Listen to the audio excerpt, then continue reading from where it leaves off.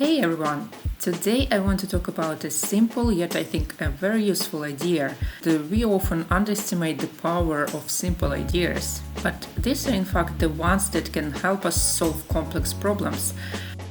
The idea of circle competence is something related to Warren Buffett and Charlie Munger, and this basically means that by sticking to your circle of competence, you leverage your expertise to make better designs and hence better decisions, which means attaining greater success in your field.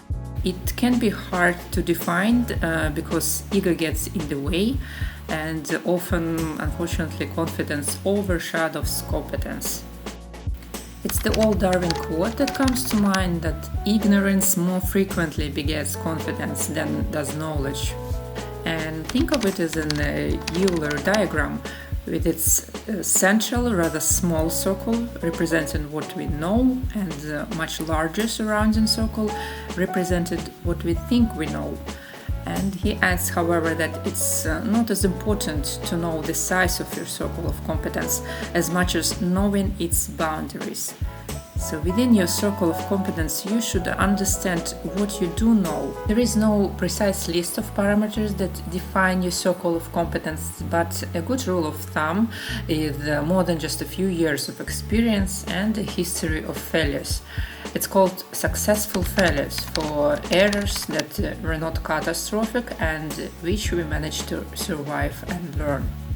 I think there is actually another problem to understanding your circle of competence, and it's not that we don't know what we don't know, but we sometimes don't even realize what we actually do know. Let me give you my personal example.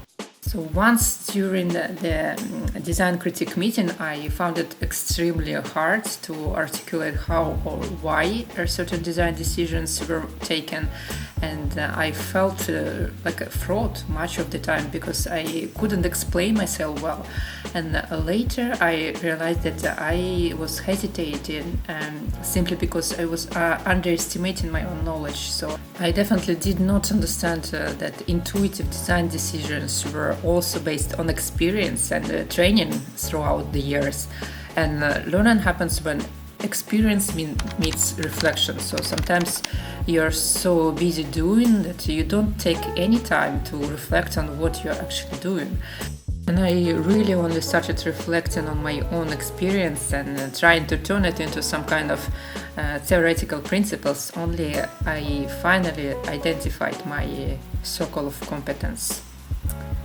So think about what your circle of competence is and where you have several years of experience and a history of successful failures. I want to share one more simple idea that turned out to be a real insight for me. I came across it while reading Jonathan Haidt's book, The Happiness Hypothesis, and the idea there is to focus on our strengths, not weaknesses. And that's so actually true because we are so used to working on our weaknesses, talking all the time about like stepping out of the comfort zone, staying humble, and so on. Sometimes I also tend to see very talented people focusing on their weaknesses and not really even acknowledging their strengths, which is very, very pity.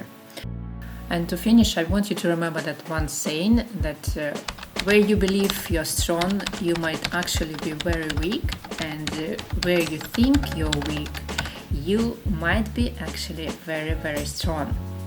So that's it for today. I will hopefully see you soon, maybe in another video. Bye bye for now.